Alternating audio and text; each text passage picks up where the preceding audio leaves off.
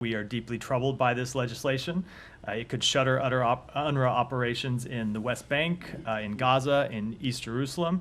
It poses risks for millions of Palestinians who rely on UNRWA for essential services, including healthcare and primary and secondary education. UNRWA, of course, plays a critical role in providing services to Palestinians in Gaza, the West Bank, and throughout the wider region, and particularly in Gaza.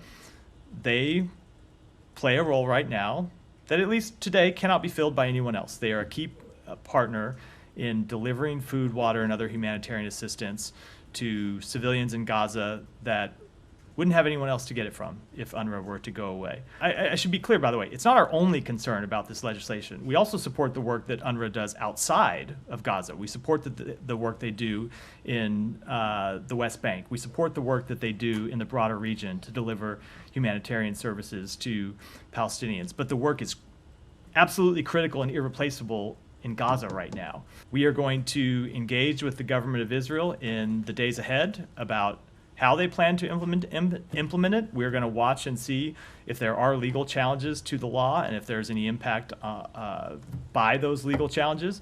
And then we'll make our decisions after looking at all of those factors. I can't speak to the total death toll, but there are reports of 24 children killed in this incident. No doubt a number of them are children who have been fleeing the effects of this war for more than a year now. We have reached out to the government of Israel to ask what happened here. We don't yet know the underlying circumstances. We have not gotten a full explanation from them about what happened. I will say what we are going to do about it, though, is to continue to try and end the war and continue to impress upon to the government of Israel the need to end this war, to continue to work with the other mediators, Egypt and Qatar, to try and find a way forward to end this war, and to continue to work with partners throughout the region and throughout the world to present a plan for what follows the war, which would give Israel the confidence that they don't need to continue an endless fight.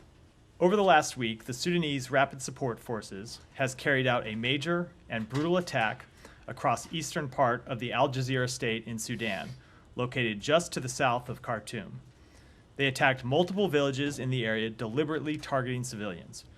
Many of the RSF's victims have been children and women. The United States condemns these attacks in the strongest terms and calls on the RSF to halt violence against civilians immediately. The group's leaders have repeatedly committed to their obligation to civilian protection under international humanitarian law, and they must uphold those commitments.